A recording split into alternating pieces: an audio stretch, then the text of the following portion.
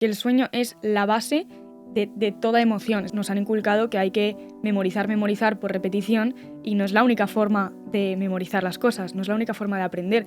Y una de las formas de aprender es durmiendo. En una pantalla tardamos 1,5 segundos en pasar. Cada acción que haces, o sea, cada hábito que tienes, tiene una respuesta completamente opuesta. Una relación tóxica funciona cuando equiparas la ansiedad que te produce con amor. El ansioso y el evasivo, cuando se juntan, es una bomba, pero poco a poco empiezas a dudar un poco de tu realidad, dependes de la suya y acabas en una dinámica destructiva. No solo tenemos que aprender a base de palizas lo que es el mundo real, también nos pueden enseñar y eso es algo que no hacen. Si tú no aguantarías un comportamiento de esta persona con la que estás hablando en una amistad, fuera, tú lo tienes tan consciente que te cuesta menos poner un límite. Cuando vemos las cosas escritas en papel, aunque sea a ordenador, pero escritas en un papel, nos las tomamos muchísimo más en serio que si las vemos online.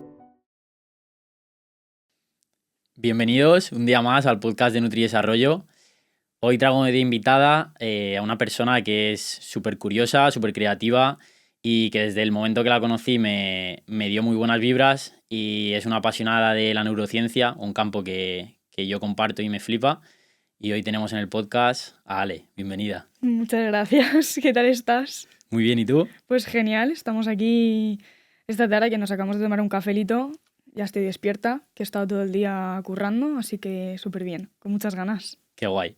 Nada, me comentabas que era, bueno, pues guay para ti, una experiencia chula venir aquí. Y sí que creo que eres una persona que podemos tocar un montón de temas interesantes, que la gente puede sacar mucho de este episodio, así que nada.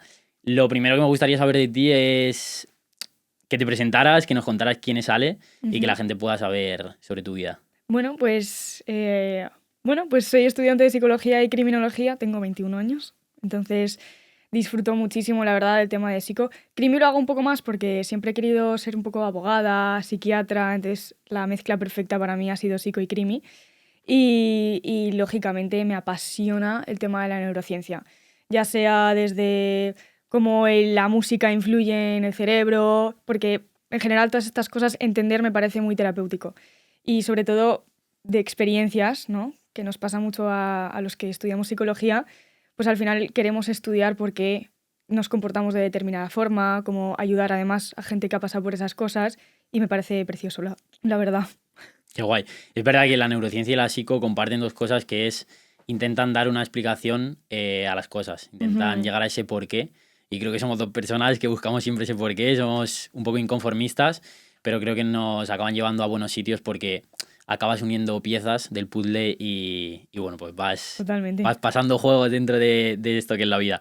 Sí que sabiendo que estás en la carrera de psicología, me apetecía mucho preguntarte por el enfoque que hay hoy en día, al menos aquí en España, en cuanto a la carrera de psico, esa parte de psico, sin tocar la de criminología. Y bueno, ¿qué parte te gusta más de cómo se da hoy en día la universidad, la psicología? ¿Qué cositas te faltan y crees que deberían abordarse más? Y bueno, si le ves mucha aplicación al día a día o luego, como pasa en otras carreras, es una vez salgo de ahí donde tengo que formarme mucho más. Pues mira, en la uni se dan cosas bastante básicas, me imagino que como cualquier carrera, ¿no? Y yo todo lo que divulgo, el tema de la neurociencia, sí que es verdad que en primero de carrera había una asignatura que me encantaba, que era el tema de la percepción, que ahí empezábamos con las alucinaciones, los delirios, cómo influyen las drogas, todas esas cosas, la memoria también incluso, y me parecía súper interesante. Y mira que a mí jamás me había interesado el tema del cerebro, de hecho lo odiaba, o sea, lo detestaba. Y nada, a lo largo de la carrera es verdad que es una carrera que viene muy de humanidades, ¿no? Mezcla un poco filosofía con medicina, por así decirlo. Y yo lo he visto más de letras que de ciencias a lo largo de la carrera. Entonces, a mí lo que me falta es verdad que es un poco más de profundidad de cerebro, pero es verdad que también es más gustos, ¿no? Y sí que enseñan mucho sobre temas de apego, en relaciones de pareja, familia, amistades, cosas así. Y mucha historia, hay muchísima historia, las corrientes de psicología, ya sea pues, psicoanálisis, cognitivo-conductual, cosas así. Pero a mí me gusta mucho más el tema del cerebro, más científico, más por qué. ¿sabes? El porqué de muchos comportamientos. A mí eso es lo que más me apasiona y es verdad que en la carrera nos han enseñado cosas muy básicas, pero para saber ahondar hay que investigar por tu cuenta algo mucho más concreto, porque si no te vas a quedar con lo básico. Sí, es verdad que, bueno, lo que dices, yo creo que hay muchas carreras que tocan un mínimo para luego tú tener que profundizar fuera y lo veo también lógico porque es imposible saber en lo que cada uno luego le va a gustar especializarse, Claro. pero sí que lo hablábamos antes echando un café, que hoy en día en redes gusta mucho muchos mensajes de la parte de neurociencia, de la psicología, de relaciones de pareja y por eso te preguntaba un poco también para que la gente pueda entender qué se va a encontrar. Personas que nos escuchen con 17, 18 años o incluso más mayores que decidan ahora empezar la carrera de psicología, porque creo que pasa igual con la fisioterapia. O sea, yo estoy pensando, o con otro tipo de carreras, sobre todo en salud, estoy pensando que si entro a esta carrera me voy a encontrar ciertas cosas que puedo ver en redes sociales que luego son totalmente diferentes dentro de lo que estudio. Entonces, sí que creo que es una parte chula y me ha sorprendido bastante que se toque esos temas de tipo de apego, de relaciones de pareja, porque lo veo como un tema muy específico. Y eso, por ejemplo, que lo dais en una optativa o es más No, una troncal o cómo lo hacéis.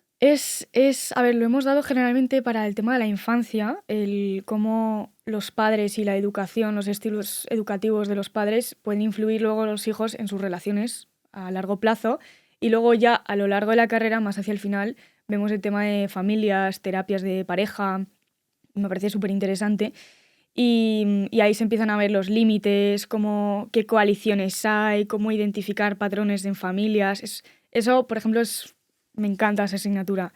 Y luego hay otra que me gusta bastante, la tengo ahora mismo, que es biblioterapia. No sé si es por la asignatura o por el profesor, porque es verdad que los profesores hacen bastante, pero es el arte básicamente de leer y de que sea tan terapéutico y qué tipos de libros son terapéuticos, cómo encontrar lo que a ti te gusta, cómo usar la creatividad a tu favor y, y eso, básicamente el tema del apego y demás se va viendo a lo largo de la carrera, también se va viendo en el ciclo vital, que es como se llama la asignatura en mi universidad en este caso, y se ve en cuando eres niño, cuando eres adulto y cuando eres en la vejez, ¿sabes?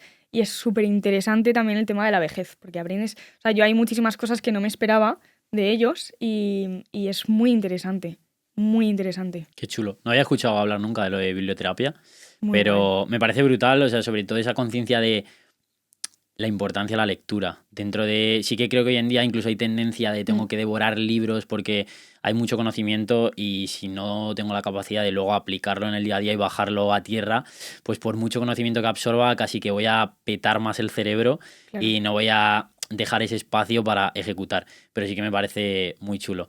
Ujú. Y quiero que entremos un poquito en el tema de la neurociencia, porque bueno, es uno de los temas centrales del episodio de hoy. ¿Qué te lleva a interesarte por la neurociencia?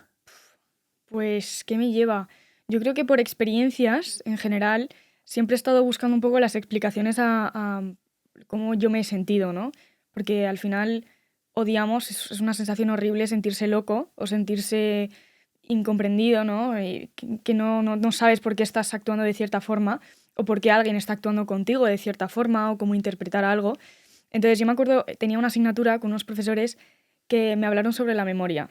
Y y dieron ciertos trucos como muy, un poquito así, muy pinceladas de cómo estudiar mejor, cositas así. Cómo evitar el olvido o formas en las que se induce el olvido y pensé, qué interesante, quiero indagar más. Entonces me metí en un artículo científico. Bueno, primero me metí en páginas de internet de estas, Psicología y Mente, y luego acabé viendo que no, o sea, que eso es muy, muy básico, yo quería mucho más a fondo, ¿no? Y además quería pruebas. Entonces me empezaba a meter en artículos científicos, se los pedía a profesores también, me mandaban un montón de cosas y te explicaban realmente cómo memorizar mejor a través de distintas técnicas y cada técnica era un artículo distinto, o sea, mucho más a fondo, cómo olvidar incluso, cómo dormir para memorizar. Entonces al final te acaba interesando, empiezas a investigar que es un campo tan amplio que es que no puedes dar abasto. O sea, hay muchísimas cosas, muchísimos temas que quieres aprender y al final acabas buscando todo lo que puedas. Muy guay. Qué guay. Además de lo que hablabas ahora, sí que me resuena mucho porque esa parte de aprender, Sí. creo que toda la vida nos enseñan de forma errónea porque nos enseñan a comernos los apuntes de una manera de estudiar de memoria, repetir, hasta que lo puedo soltar en un examen o en una prueba donde me van a calificar y ya está. Y no nos enseñan a aplicar el sentido común y un concepto que a mí me flipa, que es el de la eficiencia.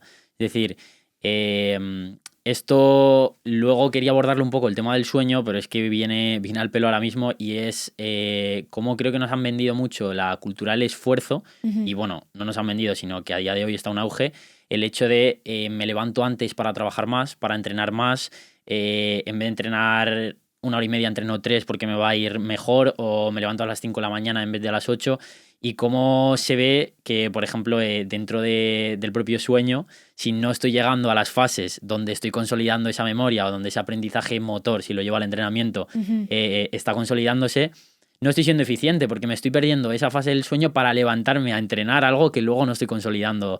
Entonces, es algo que quería hablar luego del sueño, pero es que viene perfecto para entender un poco y preguntarte, pues, cómo se estructura el sueño y qué impacto tiene dentro de la memoria, del aprendizaje, de la atención. Vale, a ver, es que es un tema súper amplio. Para empezar, siempre en consulta, por lo menos en psicología clínica, en una consulta, cuando vienes con un problema o con cualquier preocupación, te preguntan lo primero de todo el sueño, porque el sueño es la base de toda emoción. Es decir, si tú, por ejemplo, te levantas y estás cansado, a lo mejor estás irritado también, estás con tristeza, te enfadas más fácil, estás más irascible, ¿no? Y por eso se dice que el sueño es la base de todo. ¿Qué pasa? Que todo el mundo pues, tiene en mente lo que has dicho, de levantarse antes para estudiar o de no dormir directamente para poder aprender cosas. Y es todo lo contrario. De hecho, nos han inculcado que hay que memorizar por repetición, y no es la única forma de memorizar las cosas, no es la única forma de aprender, especialmente para la gente, por ejemplo, que tiene TDA, que eso es un problema muy común. Y en el TDA es muy difícil también repetir sin acabar distrayéndote. ¿Qué es el TDA para la gente que nos escucha? El déficit de atención. Vale. Incluso el H con hiperactividad. Entonces, claro, tú te distraes con cualquier cosa, ¿no? Con el TDA. En el cole a ti te enseñan que te tienes que aprender por repetición un montón de apuntes, y mucha gente que suspende, no suspende porque sea tonta, se sienten tontos, pero no suspenden por eso, suspenden porque ellos tienen que aprender de otra forma, ¿sabes? Y una de las formas de aprender es durmiendo. Y sé que suena contradictorio porque es, ¿cómo voy a reservar ese tiempo si voy a estar durmiendo? ¿Cómo voy a aprender? Pues realmente se puede. Es literalmente, o sea, tú te lo lees y luego cuando estás durmiendo todas tus conexiones neuronales se están fortaleciendo, y luego ya si eso, cuando te vuelves a levantar, te lo vuelves a leer, así evitas cualquier interferencia, porque, por ejemplo, a mí me recomendaba mucho, imagínate, vamos a ir a asignaturas del colegio, ¿vale? Matemáticas y física son asignaturas relativamente parecidas, ¿no? Son números, fórmulas y demás. Eso puede causar cierta interferencia, igual que si te digo lengua con historia, literatura con historia. Pues eso al final causa interferencias, porque puede ser relativamente parecido. Pero en cambio, si tú estudias, que esto es algo que yo hacía, matemáticas e historia, no hay interferencia. Entonces, si tú, por ejemplo, no tienes que estar durmiendo constantemente porque realmente no tienes tiempo, puedes hacer el método de las interferencias, es decir, evitar o estudiar directamente cosas que no tienen nada que ver para evitar las interferencias. Y luego ya cuando estás soñando, cuando estás durmiendo, se fortalecen esas conexiones neuronales. Incluso cuando haces deporte, que a ti te gusta mucho ese tema, el control motor también es una forma de establecer otro patrón neuronal. O sea, también, por ejemplo, cuando duermes, estás fortaleciendo un montonazo de cosas, ya sea cosas que has visto, que te has movido, igual que en el piano, por ejemplo, tú tienes memoria de dedos. ¿Por qué tienes memoria en los dedos? Porque cuando duermes te acuerdas mucho mejor. No es porque practiques por repetición, que puede ser, sino porque has descansado, y cuando descansas se van fortaleciendo esas conexiones. Es un mundo el sueño. Es un mundo muy grande, sí. De hecho, es verdad que, o sea, lo que comentas, y sí que yo quería dar la explicación también para que la gente, lo que hemos hablado, de que entienda un poco de por qué no es eficiente y no tiene tanto sentido eso, porque el sueño no es lineal por la noche, es decir, en las primeras horas de la noche estamos más en las fases no REM y menos en las fases REM, y es en los últimos ciclos de la noche donde entramos más en ese sueño REM. Si donde estoy entrando más en el sueño REM es lo que me estoy quitando porque voy a dormir 5 horas en vez de esas 6 horas y media, esas 8 horas, porque tengo que levantarme antes para hacer, en vez de pensar que es en esas últimas horas del sueño donde si estoy teniendo un sueño medianamente profundo, voy a llegar a ese sueño REM donde voy a tener control motor, aprendizaje del control motor, de la memoria, de todo lo que quiero integrar dentro de mi cerebro. Estoy realmente haciendo una contradicción. Entonces esto creo que es muy guay porque mucha gente, oye, quiero llegar a más, quiero hacer más, y es como, para y intenta entender qué es lo que te va a llevar a integrar eso dentro de tu cerebro. Cambiando un poco de tema, hay algo que hoy en día en la sociedad me parece que está muy, muy, muy en auge, y es la palabra dopamina.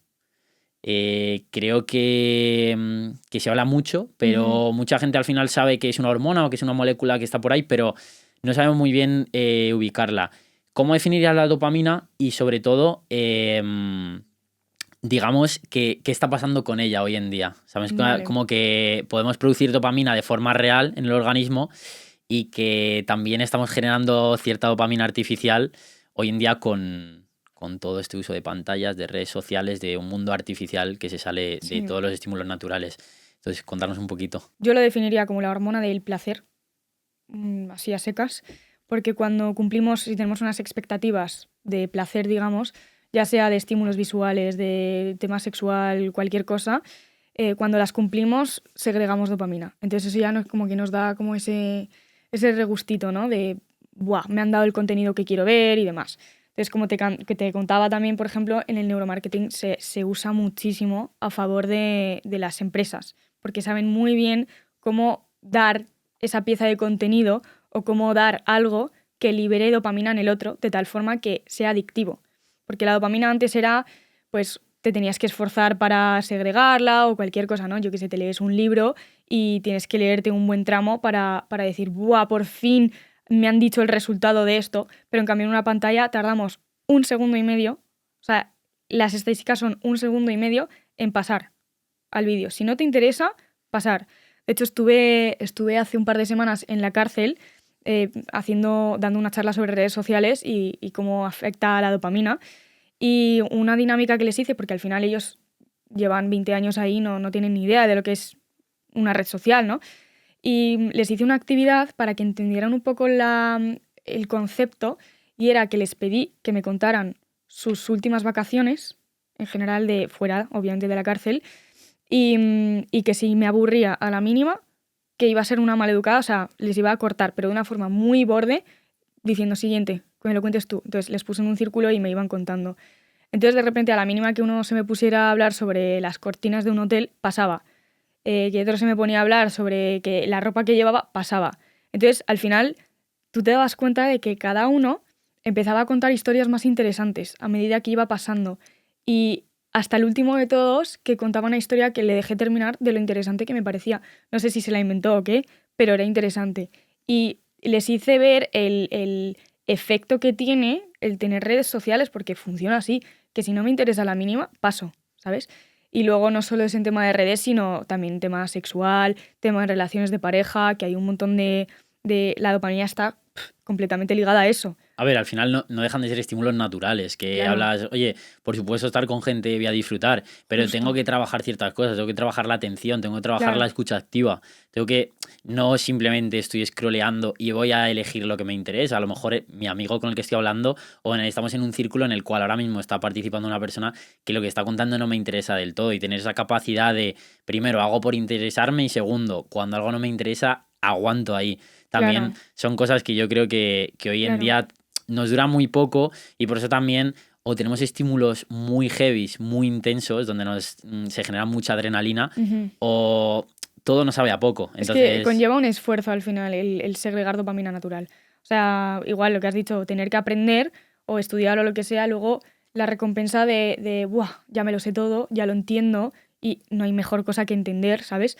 O ya puedo comunicarme con esta persona sobre este tema, ¿sabes? O sea, al final conlleva un esfuerzo para que consigas esa consecuencia opuesta, ¿sabes? Qué guay, o sea, lo de la cárcel me parece brutal porque Sí, es verdad que también creo que es importante hacer la diferencia entre redes sociales naturales y redes sociales artificiales como tenemos hoy en día. O sea, claro. las redes sociales no es que sean importantes, es que son imprescindibles Ujú. para la vida. De hecho, el otro día, bueno, estaba en una charla de psiconeuroinmunología y hablaban mucho de ese papel dañino, digamos, a nivel de productor de enfermedades neurodegenerativas, del sentimiento de soledad y de la falta de tribu o de estímulo social positivo.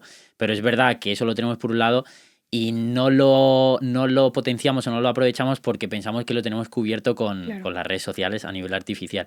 Y hay una cosa que me parece súper curiosa, que es como la dopamina real Ujú.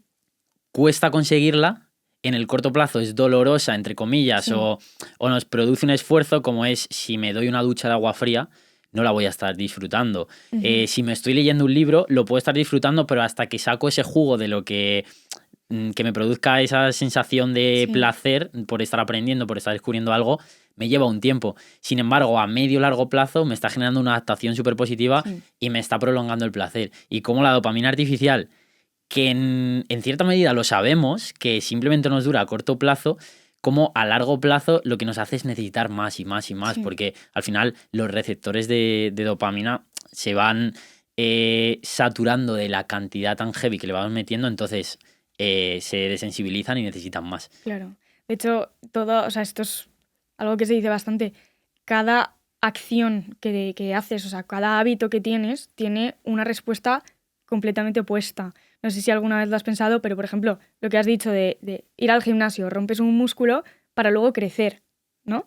Yo qué sé, lees un libro, pierdes tiempo, muy entre comillas, me refiero, estás, porque hay gente a la que le cuesta ponerse a leer, pero luego ganas mucho más conocimiento, ¿no? Entonces dejas de hacer algo para luego poder... Entonces, cada acción lleva una consecuencia completamente opuesta, ya sea si procrastinas, la alimentación, cualquier cosa, o sea, se puede llevar a cualquier terreno. Entonces, incluso en las relaciones tóxicas también se puede. Y es verdad que a largo plazo también hablan incluso de las mentiras, que hay gente que es adicta a las mentiras a largo plazo por el prestigio que sienten, esa dopamina que sienten del gustito, ¿sabes? Y es muy peligroso, al final. Sí, sí, sí. No, la verdad que hay que llevar cuidado con Sí. ella y por eso también te quería preguntar o tu punto de vista sobre también están ahora un poco en auge los detox de dopamina Ujú. y eso por un lado y por otro lado, ¿qué podemos hacer? Ciertas cosas que bueno, se te ocurran o puedas darnos tips para aumentar los niveles de dopamina real Ujú. en beneficio de no estar aumentando más y más y más esos niveles de dopamina artificial que ya hemos visto los efectos que nos producen. Pues a ver, yo lo que recomendaría sería lo típico que dicen de hacer deporte. No solo segregas dopamina, haces un montón de cosas, ¿no? También estar con gente, pero al final para segregar esa dopamina natural tienes que pasar, pues por lo que he dicho antes, tienes todo hábito, tiene su consecuencia opuesta. Entonces, sabiendo eso, te vas a tener que estar un rato fastidiado, por ejemplo, haciendo deporte, que es algo que por mucho que disfrutes después, durante el momento no lo disfrutas. O sea, es difícil, ¿no? Pero luego segregas la dopamina porque te sientes bien. O estar con gente que te hace bien, bueno, a ver, tampoco lo pasas mal con eso, pero ese tipo de cosas, también serotonina, segregas, en general, no sé, música, estas cosas, tomar un poco el solecito, al final te segregan dopamina a corto plazo, ¿sabes? Y si lo prolongas en el tiempo, ya ni te cuento, o sea, es una gozada. Qué guay. A ver, al final no dejan de ser estímulos naturales, que Claro, hablas, oye, por supuesto estar con gente voy a disfrutar, pero tengo justo, que trabajar ciertas cosas, tengo que trabajar la atención, tengo que trabajar la claro, escucha activa, tengo que, no simplemente estoy scrolleando y voy a elegir lo que me interesa, a lo mejor mi amigo con el que estoy hablando estamos en un círculo en el cual ahora mismo está participando una persona que lo que está contando no me interesa del todo y tener esa capacidad de, primero, hago por interesarme y segundo, cuando algo no me interesa, aguanto ahí. También claro, son cosas que yo creo que hoy en claro. día nos dura muy poco y por eso también o tenemos estímulos muy heavies, muy intensos, donde se genera mucha adrenalina, Ujú. o todo nos sabe a poco. Es que Entonces, conlleva un esfuerzo al final el segregar dopamina natural. O sea, igual lo que has dicho, tener que aprender o estudiar o lo que sea, luego la recompensa de "Buah, ya me lo sé todo, ya lo entiendo y no hay mejor cosa que entender, ¿sabes? O ya puedo comunicarme con esta persona sobre este tema, ¿sabes? O sea, al final conlleva un esfuerzo para que consigas esa consecuencia opuesta, ¿sabes? Exacto. Sí, y va muy ligado a la cultura hoy en día Claro. del corto plazo. Y es entender que, oye, que en el largo plazo hay mucha recompensa. Lo que pasa, de hecho, por ejemplo, para mí, la definición de recompensa a largo plazo es la práctica de la meditación. Es Ujú. algo que ya no es que, oye, me doy una ducha fría, pero siento un cierto estímulo. Pero es que cuando estoy meditando, no hago nada, que es el objetivo también, el no hacer nada, el no hacer cosas, el parar. Pero como Ujú. dices, cómo esto luego a largo plazo me va a llevar a Eso, algo. claro, eso también segrega mazo dopamina, al final, Exactamente. muchísima. Bueno, un tema totalmente diferente, pero que al final creo que todo esto también va unido, es el tema de las relaciones de pareja, Ujú. donde, pues bueno, sé que también te gusta un montón esta superpuesta y podemos aquí hablar largo y tendido. Y creo que hoy en día hay mucho daño con series, con películas, con libros, con convenciones sociales a nivel de el amor romántico. Sí. Sí que me gustaría que desmintiéramos algunos mitos o simplemente comentarlos y encontrarles o no el sentido, porque creo que es muy fácil tirarnos al sofá, ver con una pareja o ver nosotros solos una serie, una película donde todos esos mitos van saliendo, si analizamos la peli, y sentirnos incluso insatisfechos con nuestra vida a nivel amorosa o si ya la tenemos con nuestra pareja o si no la tenemos, pensando que eso nunca nos va a llegar o cuando queremos que nos llegue, luego no cumple nuestras expectativas. Entonces, vamos a ir hablando de algunos mitos que se te ocurran y que podamos pues desmentir. Vale, el primero que se me ocurre, sin duda, es que el amor es incertidumbre, pasión constante, no es como la gente piensa que el amor no puede ser aburrido, ¿sabes? Y con aburrido me refiero a calma, porque piensan que la calma es aburrimiento y eso es un error enorme. Tú lo sabes también perfectamente que al final una relación tóxica funciona cuando equiparas la ansiedad que te produce con amor. Entonces, por ejemplo, aquí entran todos los tipos de apego, el ansioso, el evasivo, el seguro, ahí desorganizado hay muchísimos subtipos, pero de los principales, que son por ejemplo el ansioso, el evasivo y el seguro, estos dos primeros, el ansioso y el evasivo, cuando se juntan es una bomba, o sea, es un cóctel químico enorme, porque entre el que el ansioso necesita atención, el evasivo quiere independencia y se agobia, pero luego el ansioso, o sea, luego le da como alguna pincelada de atención, entonces el ansioso está como, ay, genial, dopamina, ¿sabes? Serotonina, todo genial y súper guay, amor, y de repente no entiende por qué de repente se vuelve a ir, entonces empieza a ir a una montaña rusa, a un círculo de retroalimentación negativa y empieza a equiparar el ansioso, el amor con pasión y con incertidumbre y con ansiedad. Entonces, cuando está calmado después o entra en una relación con una persona de apego seguro que le proporciona tranquilidad, le pone límites claros, es como, ¿por qué me dejas todo tan claro? Qué raro, ¿no? Porque esta persona es sana. ¿Por qué me dice lo que piensa? ¿Por qué no me hace interpretar todo lo que está diciendo? No entiendo qué está pasando. Aquí tiene que haber algo raro y eso pasa muchísimo, pero muchísimo. Entonces se autosabotean y como están acostumbrados a unos patrones tóxicos, pues dicen, vale, pues chao, chao, me voy a jugar el mismo partido en un campo distinto. Entonces acaban en otra relación tóxica. Y es un círculo de retroalimentación que no para.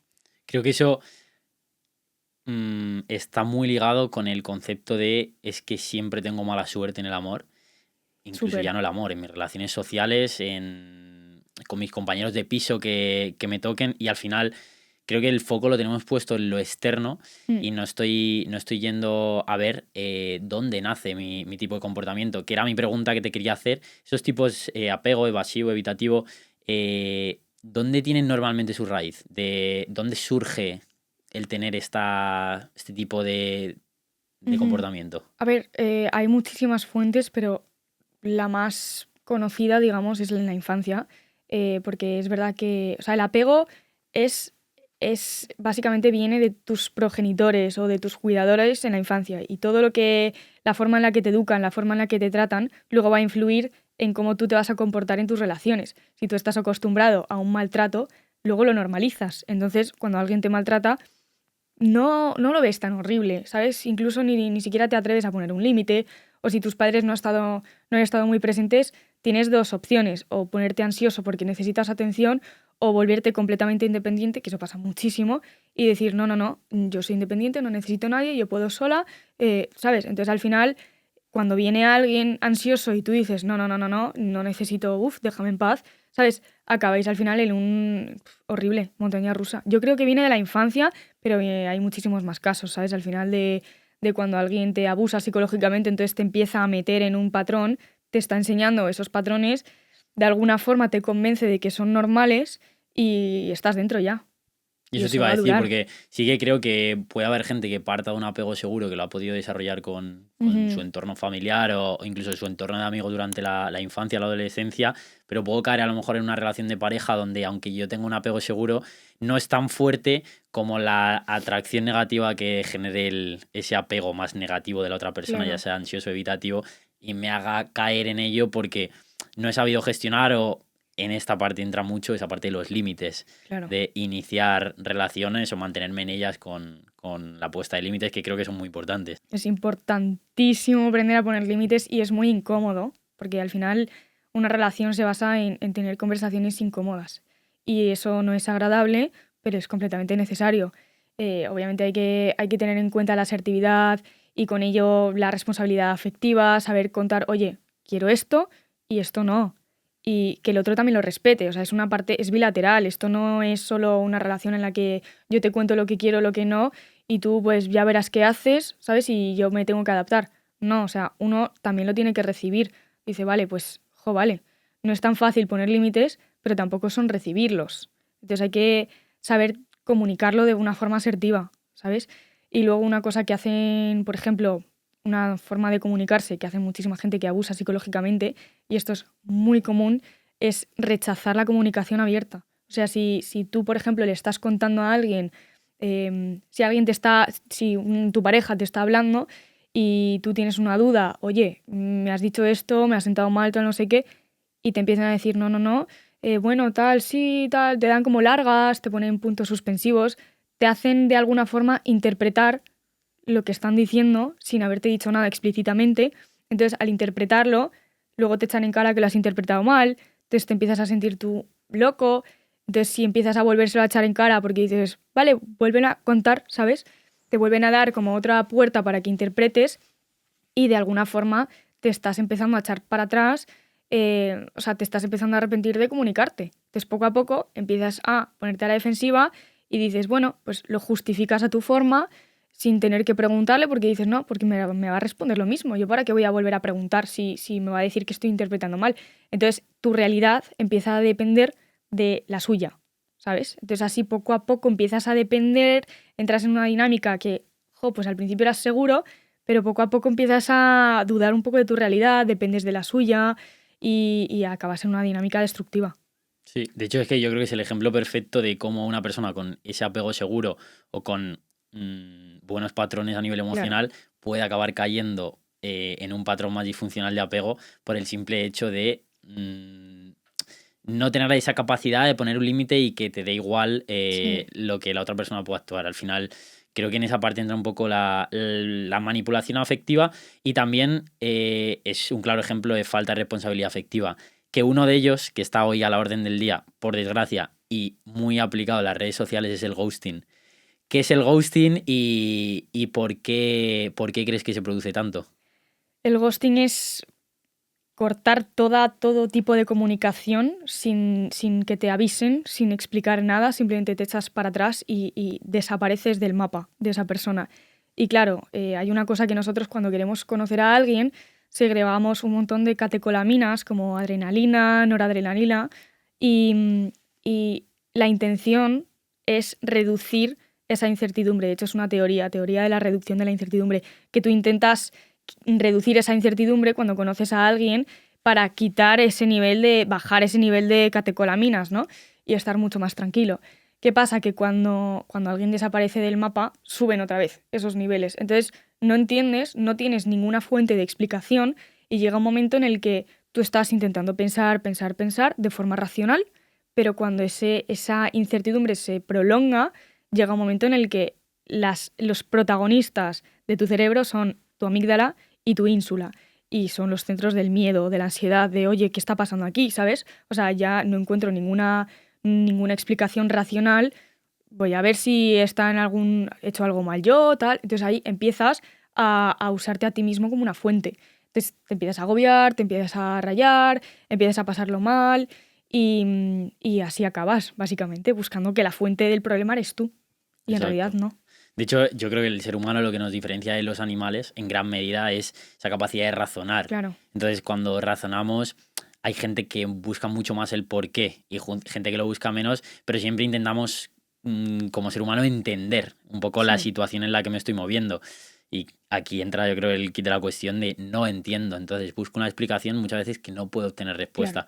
Y al final he estado incluso construyendo algo que yo en mi cabeza tenía un sentido y de repente se desvanece. Me parece muy heavy, pero hoy en día es como se aborda y yo he llegado a abordarlo así cuando Ujú, era mucho más niño porque no tenía esas herramientas para claro. abordarlo de otra manera. Entonces creo que es un punto que esa gestión emocional, bueno, nos metemos en un melón grande, pero como no hay ninguna enseñanza a nivel, sobre todo, pues educativo en la etapa pues más crítica, que es la adolescencia, yo creo, Ujú, sobre todo crítica porque es donde ya nos empezamos a relacionar a nivel afectivo y sexual con claro. otras personas y donde esto se puede dar más. Y sí que creo que el aprendizaje en esto es nulo porque tanto yo en mi etapa educativa en secundaria como, Sí. como ahora, pues bueno, amigos, primos, vecinos que están en esa etapa y bueno, pues con todos llegamos al punto de que esto sigue sin abordarse y me parece heavy, igual que, bueno, pues no Sí. se aborda la educación alimentaria, no se aborda la educación financiera y creo que es un punto que acaba pasando mucha factura, salvo que tengamos la suerte de haber caído en un aprendizaje de gestión emocional, como por ejemplo es tu caso, que con solo 21 años pues ya tienes todo este trabajo bastante hecho. Y bueno, pues te va a ayudar un montón a no caer en ciertos patrones, pero sí que hay Ujú, mucha gente, incluso ya no con tu edad, con el doble de edad, nunca ha llegado a entender el porqué de esas cosas y lo que hemos hablado antes. Sigue y sigue y sigue cayendo en los mismos patrones porque claro. no ha conseguido salir de, Sí, de ahí. debería enseñarse incluso en el cole educación financiera, psicológica, nutrición, como has dicho, y me da pena porque la mayoría de los casos, por no decir todos prácticamente, este tipo de gestión emocional se aprende pasando por un momento difícil. Entonces, como no te leas desde pequeñito o no te enseñen bien en lo que consiste la gestión emocional y qué es el mundo real, porque es verdad que al final desde pequeños no hay que quitarnos la infancia ni nada, pero tenemos que saber qué mundo hay. Y no solo tenemos que aprender a base de palizas lo que es el mundo real, también nos pueden enseñar y eso es algo que no hacen. Entonces da pena porque tienes que pasar por un momento muy malo para aprender a gestionarte emocionalmente, pero en realidad es que tenemos todos los recursos, tenemos libros, tenemos internet, tenemos redes, tenemos a gente que ha pasado por experiencias para enseñarnos y no lo aprovechamos lo suficiente. Y es súper incongruente porque, igual que yo, con las personas que trabajo siempre digo, vale, plantéate las cosas que haces todos los días de tu vida o casi todos Mm, los días de tu vida, alimentarme, relacionarme, dormir, moverme, simplemente moverme, pues necesito tener unas bases de ujú. eso porque son cosas que hago en mi día a día y que acabo haciendo de forma automática y no sé si estoy haciendo bien, si estoy haciendo mal, pues es muy loco como incluso llevándolo también a la parte que hemos hablado de relaciones, no hay nada de educación sexual, que esto también Pero, comentarlo, porque sí que es verdad que, mira, el otro día veía un post de un profesor de secundaria y cómo en una charla llevaba un par de libros que hablaba sobre todos estos temas de, aparte de responsabilidad afectiva, también de todo el plano sexual y cómo nos estamos relacionando cada vez más en sociedad, teniendo relaciones sexuales cada vez más pronto y sin embargo no tenemos nada de idea y como mucho lo que nos ofrecen en un instituto es saber colocar un preservativo.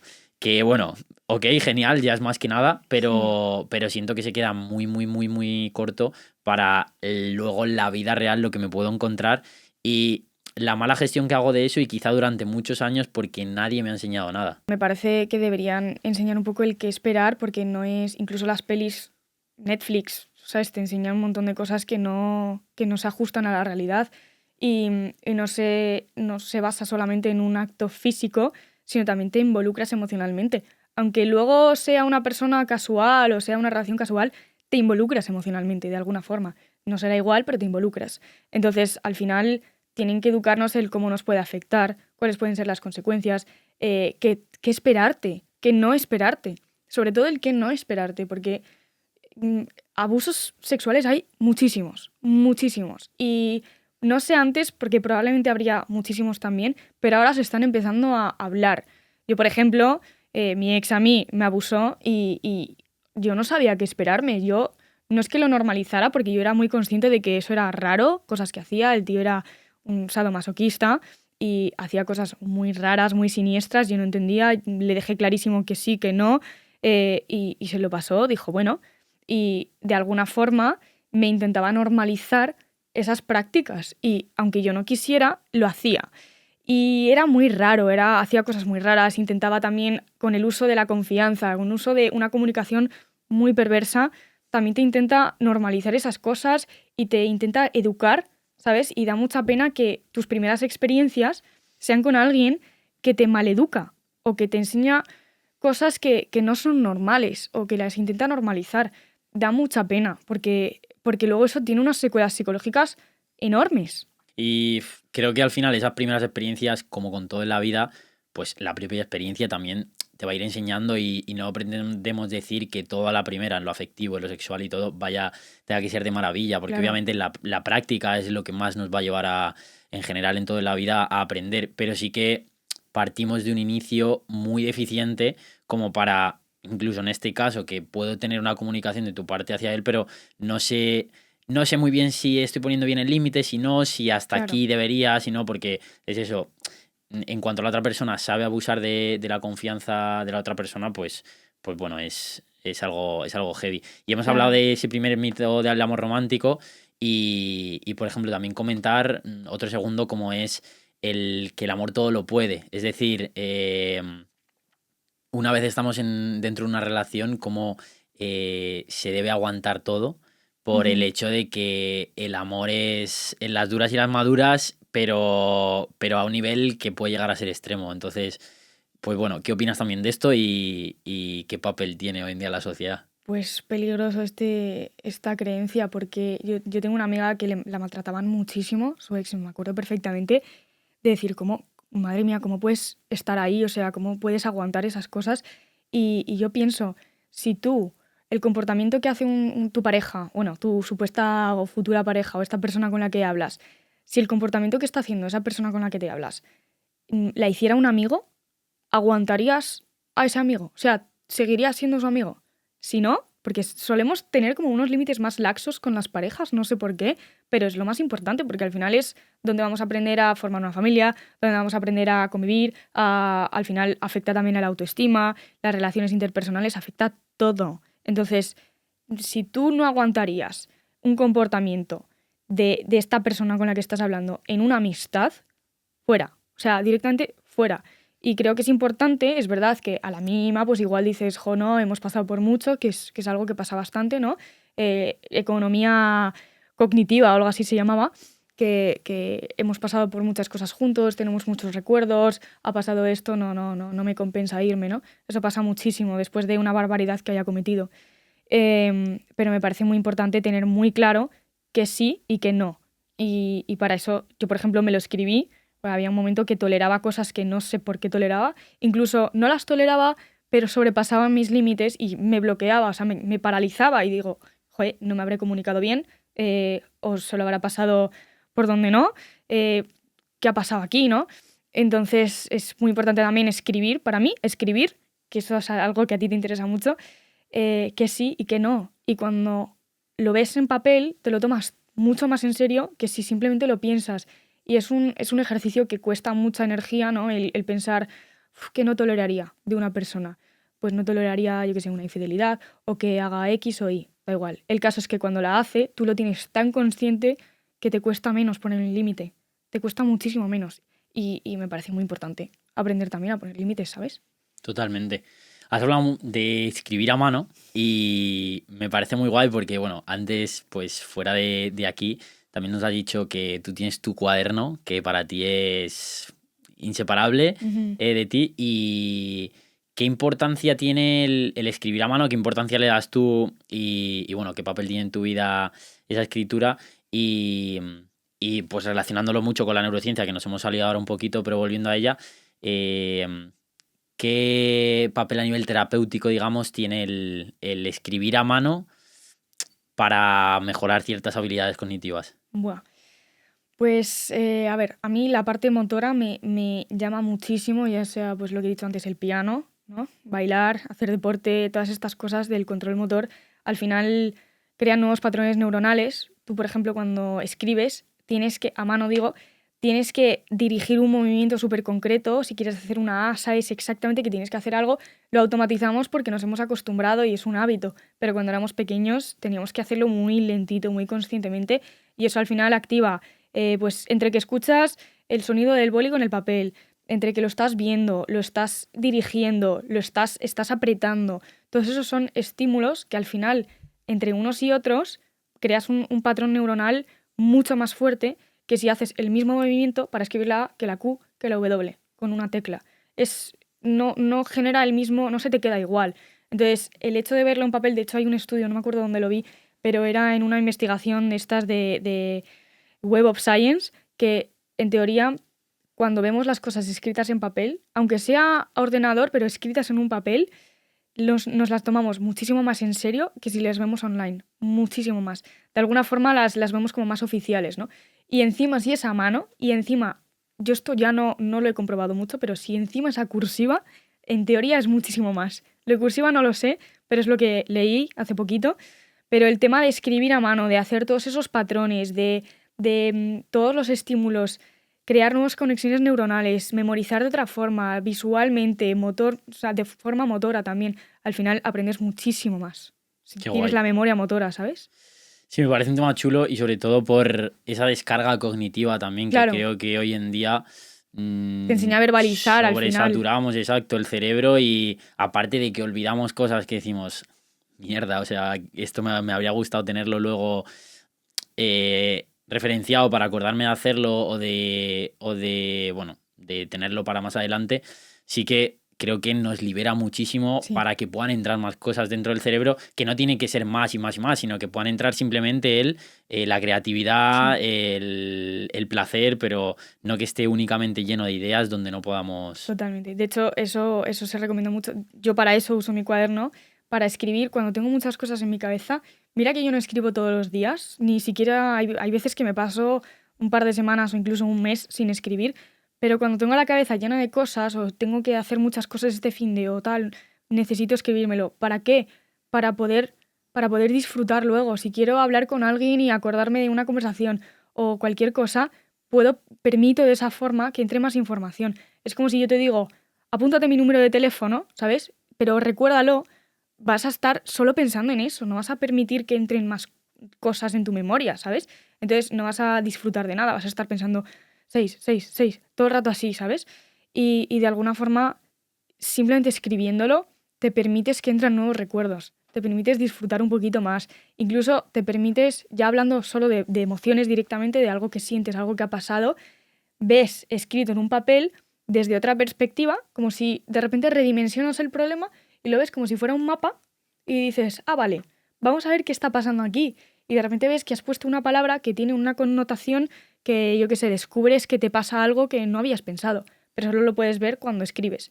A mí eso me pasa un montón, por ejemplo, si tengo el problema, una discusión con alguien y no sé cómo abordarla, no tengo ni idea de cómo solucionarla, lo escribo lo que siento, lo que ha pasado y cómo me siento con lo que ha pasado. Y subrayo las palabras que me llaman la atención y digo, ah, vale, a mí me preocupa esto, no es el problema, lo que me preocupa es esto. Entonces, eso me ayuda a abordar el problema de una forma mucho más asertiva, mucho más tranquila, mucho más, ¿sabes?, más calmada y más sana, sobre todo. Entonces, me parece que escribir es importantísimo. Es verdad que está muy guay escribir con teclas, pero a mano se te queda mucho más, lo descargas mucho más, aprendes a presionar sobre el papel si estás muy enfadado, eso te libera al final, ¿sabes? Sí, exacto. Y hemos perdido obviamente la escritura a mano porque Sí, con el uso de la tecnología nos da mucho porque nos da más velocidad para poder recopilar más datos más rápidamente, pero sí que hemos perdido eso totalmente. De hecho, eso hay una representación a nivel bueno, hay un dibujo que es un pedúnculo donde se ve como un cuerpo humano como deformado, y esto quiere decir que zonas como por ejemplo la mano se ve muy grande, las dos manos, y como tiene una conexión directa con el cerebro, que es Sí. lo que tú has hablado al final de soltar ahí, y como se ve el cerebro muy grande y se ve esa persona con unas manos muy grandes y sin embargo unos brazos muy pequeños. Y es porque en esas manos también tenemos muchísima sensibilidad y recogemos mucho estímulo del mundo exterior. El homúnculo de Penfield. Exacto, el Eso, sí, homúnculo de sí, perfil, sí. qué guay. Pues sí, sí, es un tema muy chulo. Y bueno, para ir cerrando, sí que si nos podías dar alguna herramienta o cosas que a ti te vengan bien para este ritmo también de vida acelerado, que va muy en relación con esto último que hemos hablado, de Ujú. para meter más estímulos, que en cierto momento está bien si necesito hacerlo a modo laboral, por ejemplo, pero creo que vivimos en la sociedad de más es Sí, mejor. prisas además, todo. Exacto. ¿Y cómo aplicas tú en tu día a día cuando me veo un poco saturada o ni siquiera llegar a eso porque me quiero mantener en un nivel de sé hasta dónde doy y qué puedo hacer si me veo saturada o si no quiero llegar a eso? Pues, a ver, lo primero de todo, dormir, pero dormir bien, porque es lo que habíamos hablado antes de la siesta. Una siesta de 20 minutos, como no sea de buena calidad, no sirve para nada, vas a estar igual de cansado. Entonces es muy importante también generar ese ambiente para que tú puedas descansar bien, que es lo más importante de todo. Luego también, si estoy muy saturada, escribir. Es lo más importante para mí. O sea, vaciar mi mente para poder estar tranquila, porque si no empiezo a rumiar, empiezo a pensar sobre cosas que no debería, me distraigo y al final acabo sin hacer absolutamente nada. Me paralizo de tanto pensamiento, me bombardea tanto pensamiento que me paralizo. Entonces, mejor vacíate, lo escribes, intentas relajarte. Yo me pego un baño muchas veces también, que eso al final hago que me suba la temperatura para luego poder dormir bien y demás. Y eso es unas cosas de neurociencia también. Y hacer deporte para mí es lo más importante, el moverme también, porque al final me paso en la universidad sentada currando, sentada en general, no me muevo. Entonces es muy importante si el cuerpo me pide que me mueva y comer bien también, obviamente, que soy tú, ya sabes mucho de eso. Si el cuerpo me pide que me mueva, tengo que hacerle caso, ¿sabes? Pero lo más importante es eso, cuidar la alimentación, el sueño, escribir para vaciarte y no estar tan abrumado, para no paralizarte y poder pensar lúcidamente.